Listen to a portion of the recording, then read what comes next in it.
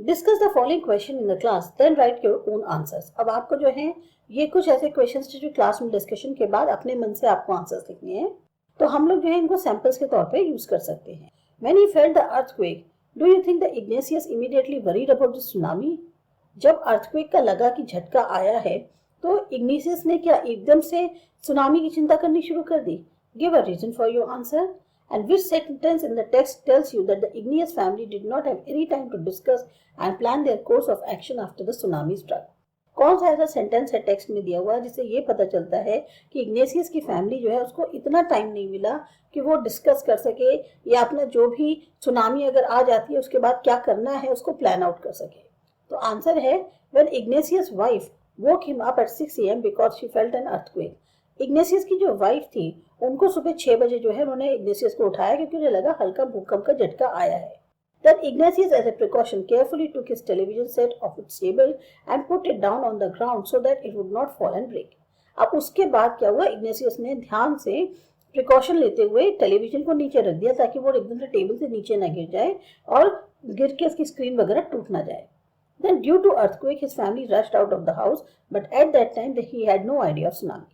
अभी सुनामी का कहीं कोई जिक्र नहीं है, ये सिर्फ अर्थक्वेक का झटका था जिसकी वजह से क्या कहते हैं उनकी फैमिली जो है इग्नेशियस ने टेबल पर जो टीवी था उसको नीचे रखा और फिर पूरी फैमिली जो है वो बाहर चली गई, लेकिन सुनामी का कहीं कोई उन्हें आइडिया नहीं था। अब the sentence in the text tells that Ignatius' family did not have any time to discuss and plan their course of action after the tsunami struck was. अब कौन सा जो सेंटेंस है टेक्स्ट में बताता है कि इग्नेशियस फैमिली को इतना मौका नहीं मिला कि वो प्लान आउट कर सकें जब सुनामी आ गई थी, वो ये है In the chaos and confusion, two of his children caught hold of the hands of their mother's father and mother's brother and rushed in the opposite direction. अब इतना ज़्यादा हड़बड़ाहट हो रही थी, कंफ्यूजन हो रहा था कि जो उनके दो बच्चे थे उन्होंने क्या किया, जल्दी से उनके जो मदर के फादर थे यानी और जो मदर के ब्रदर थे उनके हाथ पकड़े और उल्टे डायरेक्शन में दौड़ लिए। He never saw them again. वो फिर कभी देखने को नहीं मिल पाए। His wife also swept away. उनकी वाइफ जो है वो भी बह गई। तो इससे ऐसे समझ सकते हैं कि उनको टाइम नहीं मिला था जरा सा भी कि वो जो है एक बार भी उस प्लान आउट को डिस्कस कर सके जब सुनामी आया था। Which words in the list below describe Sanjeev in your opinion? अब संजीव जो है उसके बारे में आपको इन वर्ड्स में से कैसे समझ में आता है? Look up the dictionary for the words that you are not sure of. अगर आपको वर्ड्स नहीं पता है तो आप डिक्शनरी से उनका मीनिंग चेक कर सकते हैं। आपके जो वर्ड्स ये हैं वो है cheerful, ambitious, brash. brash means नाजुक, जल्दी टूटने वाला। brave, careless, heroic, selfless, heartless और humorous। तो हमारे हिसाब से संजीव कौन था? ब्रेव भी था, हीरोइक भी था और सेल्फलेस भी था, यानी कि अपना ही नहीं सोच रहा था, वो जिसको उसको सामने दिखा मदद करने के लिए वो उसकी मदद करने के लिए गया। Use words from the list to complete the 3 sentences below. अब आपको यहाँ पे वर्ड्स का इस्तेमाल करना है ताकि 3 सेंटेंसेस जो लिए हैं इनको कंप्लीट कर सकें।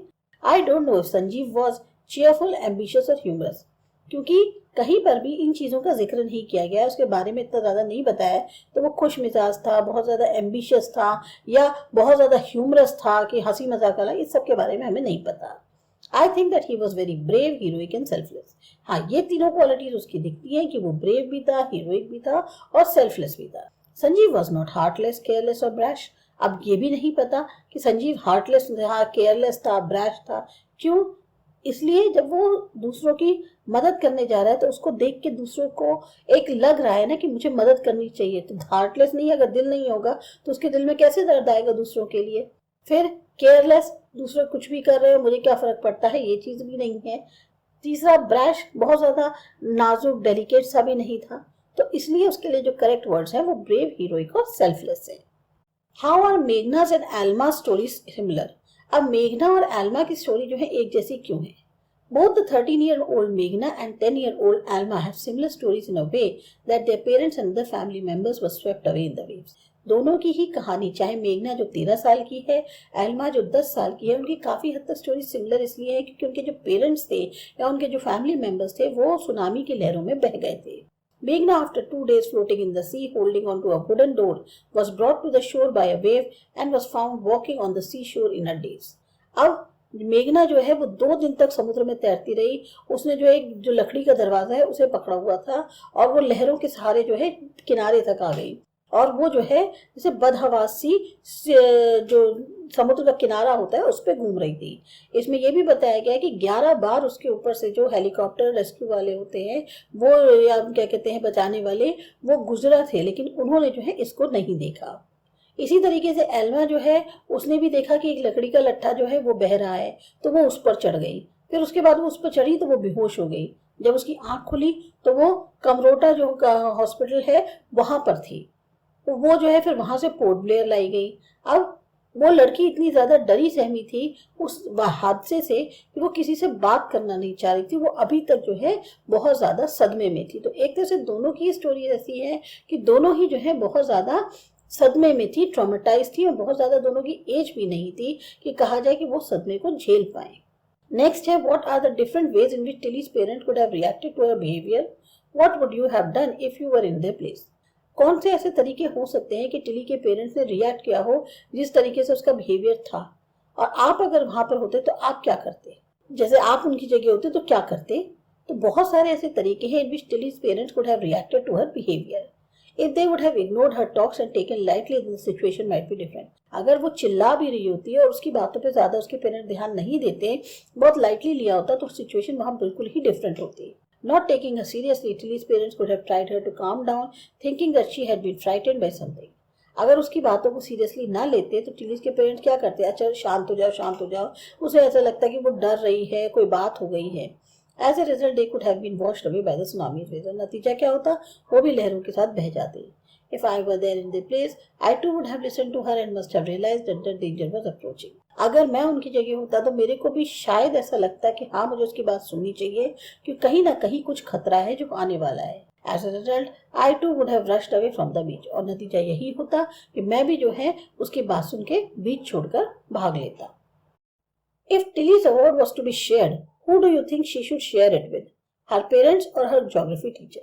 अब यहाँ पर जो टिली का अवार्ड है उसको अगर शेयर किया जाए तो आपको लगना चाहिए किसके साथ शेयर करना चाहिए, पेरेंट्स के साथ या ज्योग्राफी टीचर के।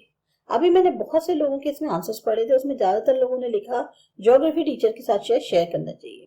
पर मेरा ये मानना है कि अगर टिली का अवार्ड जो है वो शेयर करना है तो वो पेरेंट्स के साथ शेयर करना चाहिए। रीजन क्या है कि ज्योग्राफी टीचर जो है showed the video in the class to share knowledge about tsunami. Geography teacher ने एक जनरल उसमें जैसे क्लास में पढ़ाते हैं वैसे ही उन्होंने वो वीडियो दिखाया बच्चों को। अच्छी बात करी उन्होंने कि उन्होंने वीडियो दिखाया जिससे बच्चों की नॉलेज बढ़ी, कि सुनामी के बारे में उनको जानकारी हासिल हुई, और उसके लिए उनको एप्रिसिएशन भी मिलना चाहिए। But it was the parents who have taken Tilly's talk seriously and acted accordingly in that situation. Because what the knowledge will do if nobody listens or takes it seriously. लेकिन मेरे हिसाब से parents को जो है award share करना चाहिए, क्योंकि अगर उस टाइम पे उन्होंने टिली की बात को सीरियसली नहीं लिया होता या उसके अकॉर्डिंग सिचुएशन में एक्ट नहीं किया होता तो फिर ऐसे वीडियो का क्या फायदा होता जिसमें बच्चा वो बता रहा है और कोई उसकी बात को सुन ही नहीं रहा है, सीरियसली ले ही नहीं रहा है। तो मेरे हिसाब से पेरेंट्स जो है वो हकदार है कि टिली का जो अवार्ड है वो उनके साथ शेयर किया जाए, क्योंकि जिस टाइम पे हम सिचुएशन में होते हैं हमें उस टाइम पे देखना चाहिए कि हम उस जो भी हमारी नॉलेज है उसका कैसे इस्तेमाल हम करवा पा रहे हैं। अगर हमारे पास नॉलेज है लेकिन हमारी नॉलेज को कोई ध्यान नहीं दे रहा तो हमारी उस नॉलेज का कोई रोल नहीं है। नेक्स्ट है, what are the two different ideas about why so few animals were killed in tsunami, which idea do you find more believable. आपके अकॉर्डिंग दो अलग अलग आइडियाज की बहुत कम जानवर जो हैं वो सुनामी में क्यों मारे जाए, या कौन सा आइडिया आपको लगता है ज्यादा बिलीवेबल है। तो the two different ideas about why so few animals were killed in tsunami are many people believe that animals possess a sixth sense. एक ये है आइडिया कि बहुत से लोगों का ये मानना है कि जो जानवर हैं उनके पास एक सिक्स्थ सेंस होता है and know when the earth is going to shake, और उनमें एक जैसे शक्ति होती है जिससे उनको ये पता चल जाता है कि अर्थ जो है वो शायद कुछ उसमें हिलने वाली है या शेक होने वाला है, तो उनको आइडिया लग जाता है। दूसरा एक और आइडिया है कि कुछ एक्सपर्ट्स बिलीव करते हैं animals more acute hearing helps them to hear और फील द अर्थ वाइब्रेशन। दूसरा ये है कि जानवरों के पास जो है जो सुनने की शक्ति है या महसूस करने की शक्ति है वो कहीं ज्यादा है और कहीं ज्यादा एक्यूरेट है कि उनको जो है जल्दी पता चल जाता है कि अर्थ में वाइब्रेशंस हो रहे हैं। They can sense an approaching disaster long before humans realize what's going on. और उनको जो है ये जो डिजास्टर आने वाला होता है आने उसकी बहुत पहले से भनक लग जाती है ह्यूमंस के मुकाबले, जिनको बहुत बाद में समझ में आता है कि हो क्या रहा है। I think according to me the second idea is more believable. और मेरे हिसाब से सेकेंड आइडिया जो है वो ज्यादा बिलीव करने वाला है।